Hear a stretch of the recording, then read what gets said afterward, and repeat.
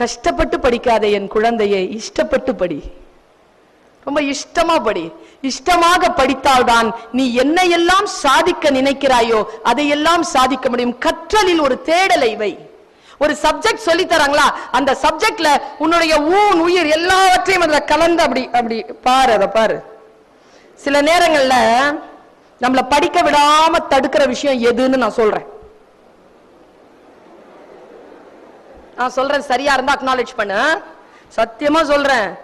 டீச்சர்ஸ்க்காகவோ அந்த ஸ்கூலினுடைய ஹெட்டுக்காகவோ நான் இங்க பேச வரல. உனக்காகத்தான் பேச வந்திருக்கிறேன்.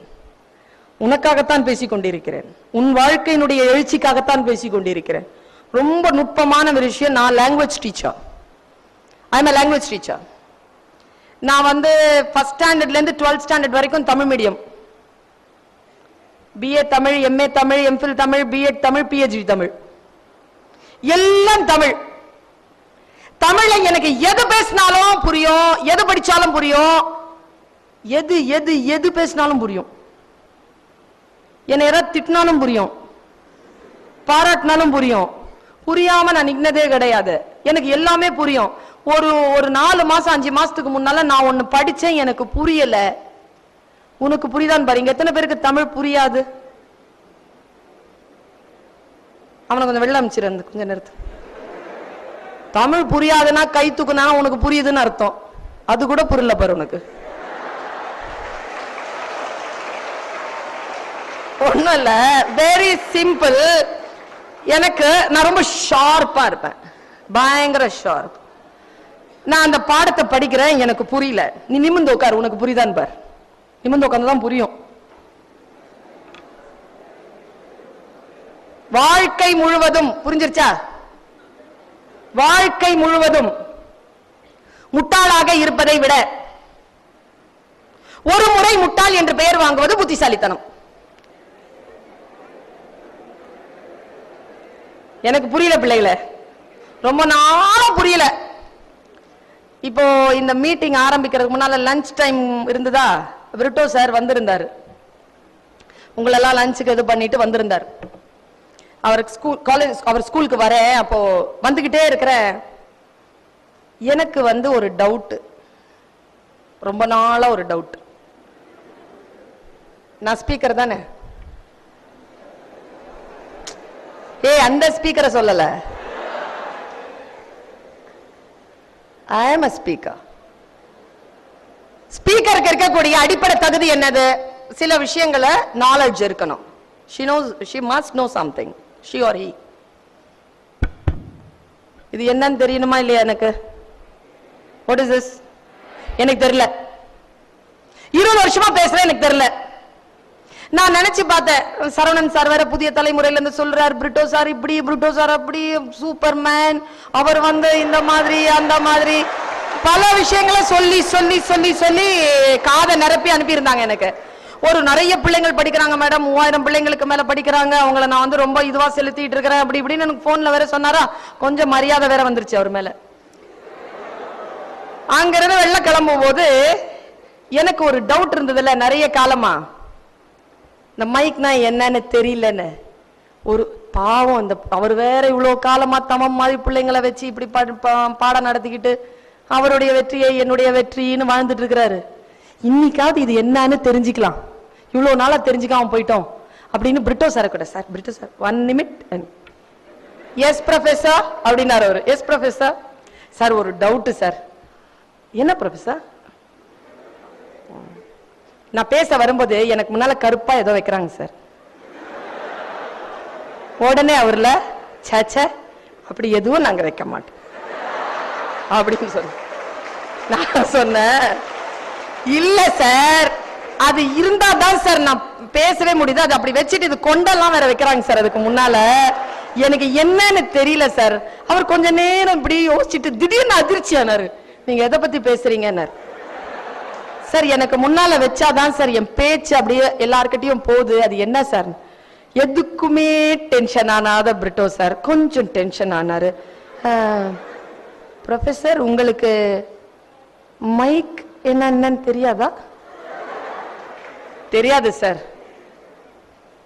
உண்மையா சொல்லுங்க, தெரியாதா? தெரியாது சார். ஐயோ, உன்னையோ ஒரு பேச்சாளர்னு நினைச்சு என் பிள்ளைங்க கிட்ட பேசுறதுக்காக உன்னை அங்கிருந்து வரவழைச்சிட்டேனே. மைக்ல என்னன்னு தெரியாது உனக்கு. முட்டாள் பெண்ணே, மைக் என்றால் என்ன அப்படின்னு ஒரு 3 நிமிஷம் கிளாஸ் எடுத்தாரு. இந்த நியூட்ரான் எலக்ட்ரான் எல்லாம் சொல்லி கொடுத்தாரு. நான் மைக்னா என்னன்னு தெரிஞ்சுக்கிட்டேன். இப்போ நான் படிச்ச அந்த வார்த்தை புரிதவர். வாழ்க்கை முழுவதும் முட்டாளாக இருப்பதை விட ஒரு முறை முட்டாள் என்று பெயர் வாங்குவது புத்திசாலித்தனம். இப்ப புரிதவர். வாழ்க்கை முழுவதும் மைக் என்றால் என்ன என்று தெரிந்து கொள்ளாமல் இருப்பதை விட ஒரு முறை முட்டாள் என்று பெயர் வாங்கிக் கொண்டு மைக் என்றால் என்ன என்று தெரிந்து கொள்வது புத்திசாலித்தனம். தெரிஞ்சு போச்சுங்க. எனக்கு ஒரே ஒரு திட்டுதான், முட்டாள் அப்படின்னு திட்டிட்டு சொல்லி தந்தார், அவ்வளவுதான். நாம பல நேரங்களில் எதுக்கு தெரியுமா கவலைப்படுறோம்? என்ன திட்டிருவாங்களோ மிஸ், ஒரு டவுட், இது கூட புரியல உனக்கு அப்படின்னு சொல்லிடுவாங்களோ. நீ அப்படி சொன்ன, இது கூட புரியல உனக்குன்னு சொன்னாங்கன்னா நீ என்ன சொல்லு? ஆமா புரியல, சொல்லி கொடு. என்னையா எதிர்த்து பேசுற? ஸ்டாஃப் ரூமுக்கு வா, வரேன், சொல்லி கொடு. உன் இன்டர்னல்ல கை வச்சிருவோம், பிராக்டிக்கல் எழுத விட மாட்டேன். எழுத விடாத, சொல்லி கொடு. உன்னை எக்ஸாமினேஷன் எழுத விட மாட்டேன். எழுத விடாத, சொல்லி கொடு. எக்ஸாமினேஷனை விட முக்கியமானது அந்த பாடத்தை தெரிந்து கொள்வது. நான் சொல்லுகிறேன் குழந்தைகளே, பாடத்தை நான் ஒன்னு சொல்றேன். ஸ்கூல்ல ரொம்ப சந்தோஷமான ஒரு பீரியட் இருக்கு. பிடி பீரியட் கிடையாது, லைப்ரரி பீரியட் கிடையாது, அதெல்லாம் படிக்க வேணாம், அதெல்லாம் கிடையாது. கிளாஸ்க்கு டீச்சர் வராத டைம். ஏ அப்பா, இதுல நமக்கு ஒரு துரோகி இருப்பான், இல்ல இருப்பா கூட, போய் கூட்டிட்டு வருவான். பாத்திருக்கியா? போய் அவ கூட்டிட்டு வருவான். நாம உட்கார்ந்துகிட்டு இருப்போம் ஜாலியா. அந்த மிஸ் வரலன்னா அதை விட ஆகாத மிஸ் வந்து உட்காருவாங்க. நான் ஒண்ணு சொல்றேன், கிளாஸ்ல 40 பேர் இருக்கிறாங்க, கிளாஸ்ல டீச்சர் வரல, 39 பேர் சந்தோஷப்படுறாங்கன்னா அந்த ஒரு பையன் மட்டும் யோசிக்கிறான், இவ்வளவு நாளா ஃபீஸ் கட்டி இதோ எக்ஸாமினேஷன் கிட்ட வருது, இந்த போர்ஷன் இன்னும் முடிக்கல, அந்த மிஸ் வந்தாங்களான்னு தெரியல, போய் அவங்கள கூட்டிட்டு வந்துடணும், அந்த பாடத்தை என்னன்னு கேட்டுறணும்னு எந்த குழந்தை நினைக்கிறதோ அந்த குழந்தை தான் ஜெயிக்க பிறந்த குழந்தை. Be selfish. Be selfish inside the class. உன்னுடைய டீச்சர் பாடம் எடுக்கவில்லை என்றால் ஏன் எடுக்கவில்லை? எனக்கு எடுக்க வேண்டுமே, வந்து தயவு செய்து வகுப்பை எடுத்துவிட்டு பிறகு மற்ற வேலைகளை பாருங்கள் என்று சொல்லக்கூடிய குழந்தைகள் தான் உலகத்தை ஆட்சி செய்யக்கூடிய தலைவர்களாகவும் அதிகாரிகளாகவும் பேராசிரியர்களாகவும் நிர்வாகிகளாகவும் வருகிறார். நல்ல பி செல்ஃபிஷ் குழந்தைகளை. நான் ஒன்னு சொல்றேன், கல்வி கற்பதற்கான இந்த டைம் இருக்கு இல்லையா, இந்த time is very precious. Time is very precious.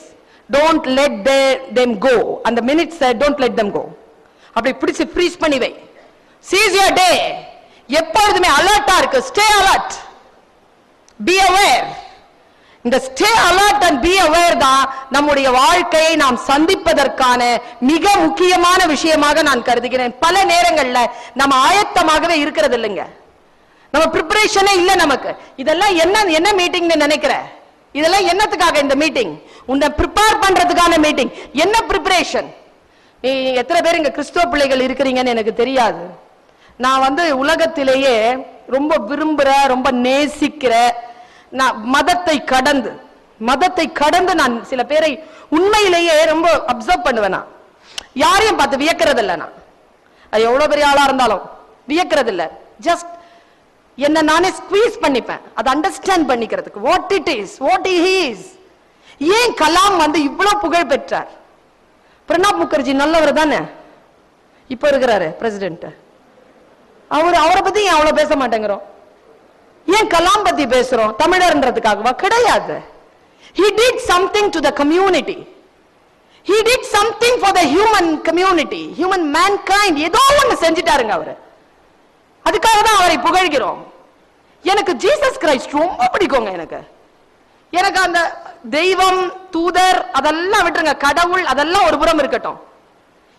என்ன மேன்ங்க, ஒரு மனுஷன் அப்படி நின்னா எல்லா ஆத்மா மண்டிடுமா அவர் முன்னால. என்னது அது? உனக்கு தெரியுமா?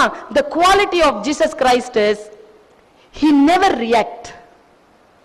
He is a proactive personality. இப்ப நம்மள யாராவது ஒருத்தன் கூப்பிடுறா, ஏய் சுரேஷ் இங்க வாயா, ஹே அப்படின்னு போயிருவேன். என்ன அப்படின்னு கேட்டனா யூ ஆர் ப்ரோஆக்டிவ். ஹே அப்படின்னு போயிட்டனா யூ ஆர் ரியாக்டிவ். மச்சான் வரியா,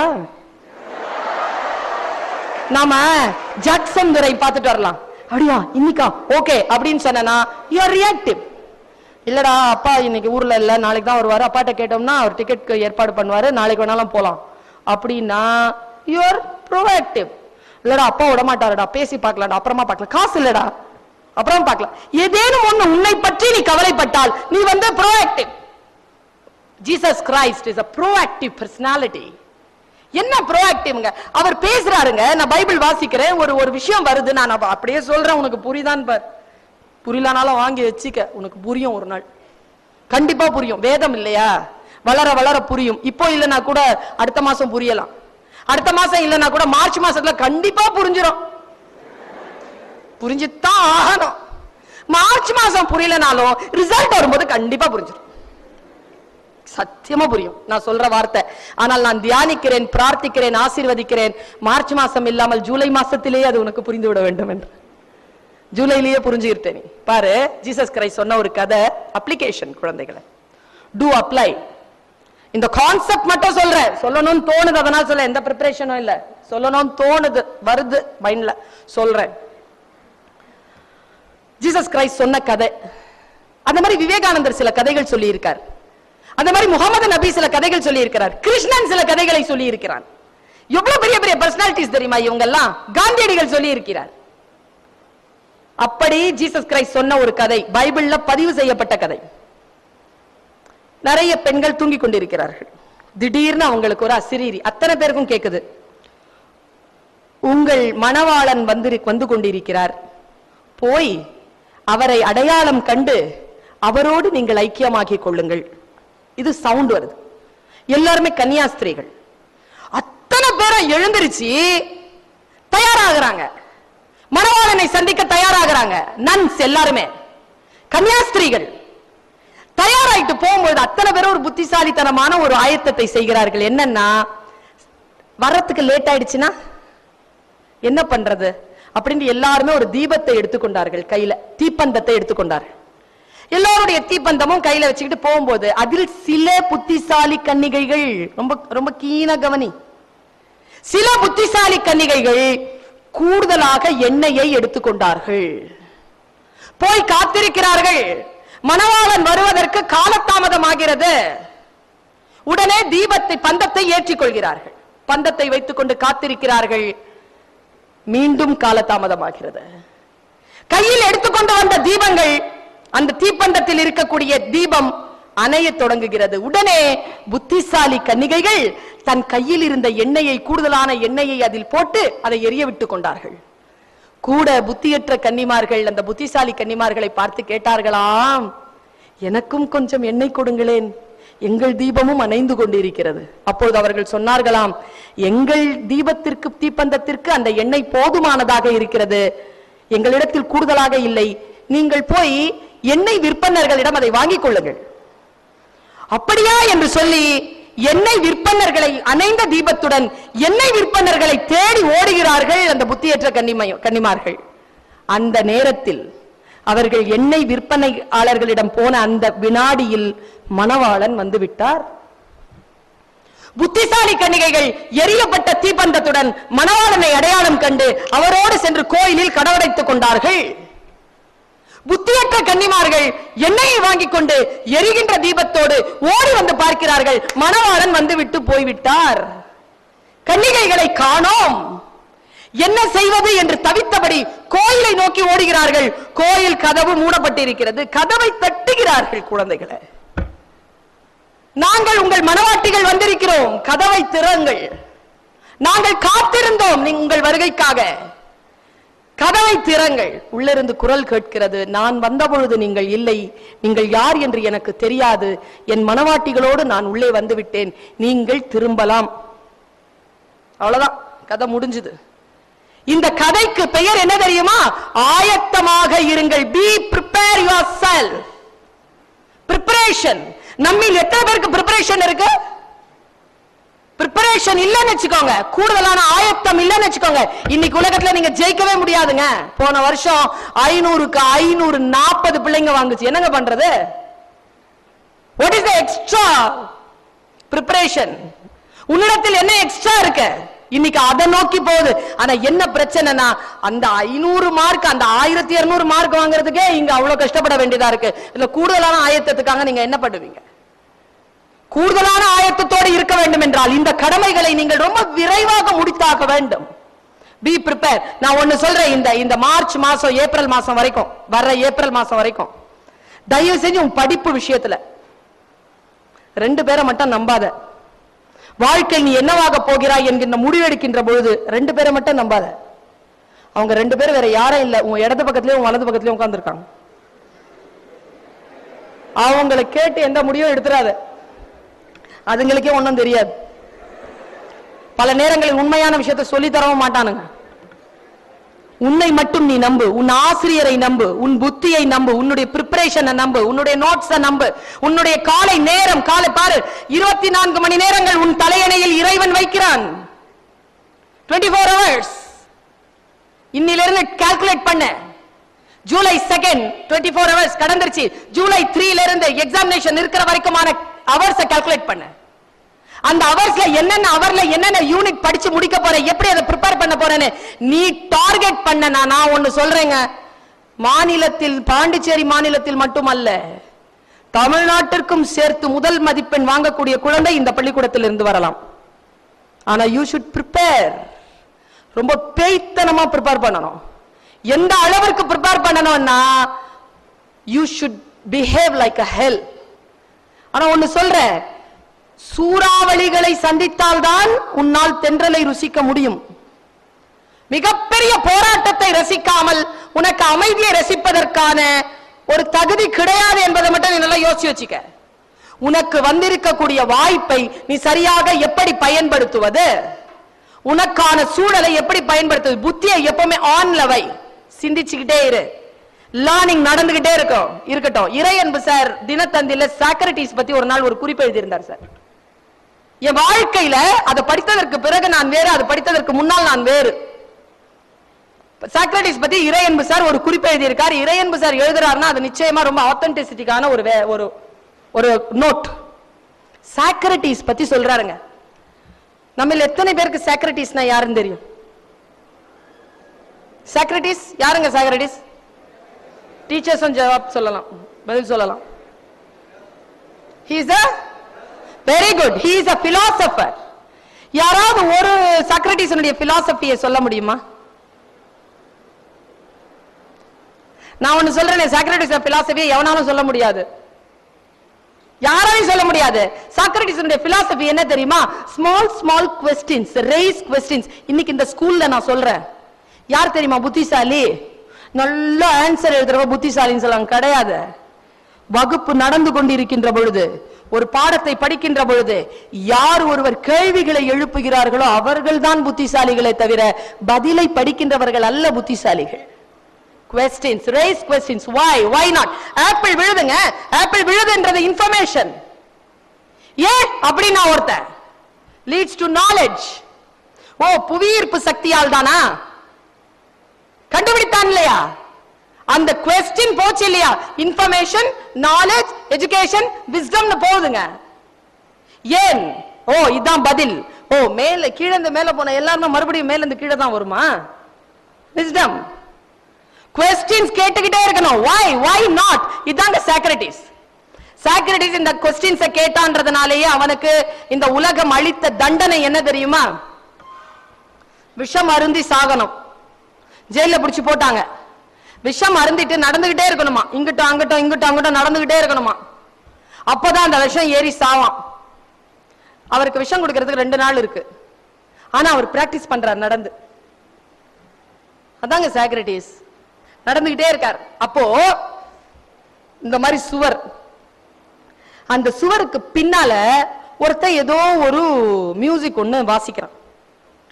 அது இவருக்கு கேக்குது. இது இறையன்பு தந்த தகவல். சாக்ரட்டிஸ் சாவறதுக்கு 2 நாள் முன்னால அவன் கேட்கிறான் ஒரு மியூசிக்க. அப்போ அப்படி சத்தம் போட்டு கேட்டானா, தோழனே நீ வாசிக்கின்ற பாட்டு எனக்கு தெரியும், ஆனா நீ ஏதோ ஒரு கருவியால் அதை வாசிக்கிறாய், அது என்ன கருவி அப்படின்னு கேட்கிறார். பின்னால் இந்த அங்கிருந்து பதில் இருக்கு. யாருக்கு கேள்வி கேட்பது? நான் சாக்ரட்டிஸ் தோழனே. ஓ சாக்ரட்டிஸ், உன்னை பற்றி நான் அறிந்திருக்கிறேன். இந்த மவுத் ஆர்கனால் தான் இதை வாசித்துக் கொண்டிருக்கிறேன். இந்த கருவியின் பெயர் மவுத் ஆர்கன். உடனே சாக்ரட்டிஸ் சொன்னானாம், எவ்வளவு சந்தோஷமான ஒரு செய்தியை நீ தந்தாய். மவுத் ஆர்கன் வைத்துக்கொண்டு இந்த பாட்டை வாசிக்க முடியும் என்று நான் கற்றுக்கொண்டேனே. சரி, என் வீட்டில் மவுத் ஆர்கன் இருக்கிறது, எனக்கு மவுத் ஆர்கனை வாசிப்பது எப்படி என்று தெரியாது, நீ சொல்லி தருவாயா? அவன் சிரிச்சானா. சாக்ரட்டிஸ், மவுத் ஆர்கன் உன் வீட்டில் இருக்கிறது, மவுத் ஆர்கன் என்னிடத்தில் ஒன்று இருக்கிறது, என்னால் உனக்கு சொல்லித்தர முடியும். இருந்தாலும் நீ எப்படி அதை வாசிக்க முடியும்? 2, நீ இன்னும் 2 நாளில் சாக போகிறாய். இதை கற்றுக்கொண்டு என்ன செய்ய போகிறாய்? இன்றைக்கும் சாக்ரட்டிஸ் என்று சொன்னவுடன் நீங்கள் அறியாத சின்ன குழந்தைகள் கூட he is a philosopher ன்னு சொன்னீங்களா, அவன் செத்து எத்தனையோ வருஷத்துக்கு பிறகு கூட சாக்ரட்டிஸ் தெரியுது நமக்கு. நம்ம தாத்தாவுடைய அப்பா பேர் நமக்கு தெரியல, ஆனா சாக்ரட்டிஸ் நமக்கு தெரியுது இல்ல? என்ன சாதனை அது? என்ன சொன்னான் சாக்ரட்டிஸ் தெரியுமா? சாக்ரட்டிஸ் சொன்ன பதிலை நீ இன்றைக்கு உன் டைரி குறிப்புகளில் போய் எழுதி வைத்துக்கொள். சாக்ரட்டிஸ் சொன்னான், ஏ தோழனே, நான் 2 நாளில் சாக போகிறேன் என்பது உண்மை, ஆனால் நான் சாவதற்கு முன்னால் இந்த மவுத் ஆர்கனை வாசிக்க தெரியும் என்கின்ற ஒரு எண்ணம் போதாதா? இதை வாசிக்க தெரியும் என்கின்ற எண்ணத்தோடு நான் சாவதுதான் எனக்கான நிம்மதி என்று சொன்னான். சாகும் பொழுதும் கூட எதையேனும் கற்றுக்கொள்ள வேண்டும் என்று நினைத்தவன் சாக்ரட்டிஸ். சாவில் கூட எதையேனும் நினைக்க வேண்டும் என்று நினைத்தானே, எதையும் கற்றுக்கொள்ள வேண்டும் என்று நினைத்தானே.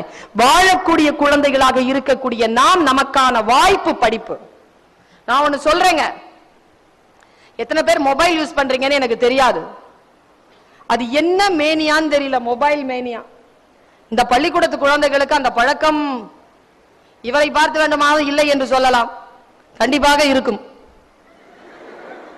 அந்த மொபைல் இல்லாமல்லாம் உங்களால இருக்க முடியாது. இன்னைக்கு சூழல் அப்படி ஆயிடுச்சு. எல்லார் வீட்லயும் மொபைல் இருக்கா? இருக்கா? பயன்படுத்துகிறீர்களா? வீட்டிலே சேஃப்டியா சத்தம் போடுவீங்க அப்போதான் எஸ் அப்படின்ட்டு. சில பேருக்கு ஒரு மேனியா இருக்கு, என்னன்னா ஒருத்தனும் கூப்பிட்டு இருக்க மாட்டான், இருந்தாலும் அந்த வால்பேப்பரையே முறைச்சு பார்த்துட்டு இருக்கிறது. எவனாவது கூப்பிட்டு இருப்பானோ அதுல ஒரு மெசேஜ் போடுறது, வாட் ஆர் யூ டூயிங் டா? பதிலே வராது. அப்புறம் பதில் வர, ஐ எம் ஸ்டடியிங் டா. உடனே ஐ எம் ஆல்சோ ஸ்டடியிங் டா. வாட் யூ ஸ்டடிடா? பழா போன மேத்ஸ் தான் ஸ்டடியிங் டா. ஐயோயோ, அங்கிருந்து ஒரு குரல் கேட்கும், வெரி டஃப் நோ? எஸ் டா. Okay, what are you studying டா? பதில் வராது. பதில் வரலையே, ஏன் பதில் வரல? Hey, I am asking you what are you doing டா. மறுபடியும் 20 என்ன செஞ்சு கிழிச்ச நீ இந்த 20 நிமிஷம்? இந்த சாட்டிங்கால உனக்கு என்ன நன்மை நடந்தது? டைம் தான் வேஸ்ட் ஆனது, டைம் தான் போச்சு. யாராவது ஒருத்தங்க நம்ம கிட்ட பேசிக்கிட்டே இருக்கணும், யாராவது கிட்ட நம்ம சாட் பண்ணிக்கிட்டே இருக்கிறோங்கிறது டைம் ஈட்டிங் ஃபேக்டா? ரிஜெக்ட் பண்ண. Don't allow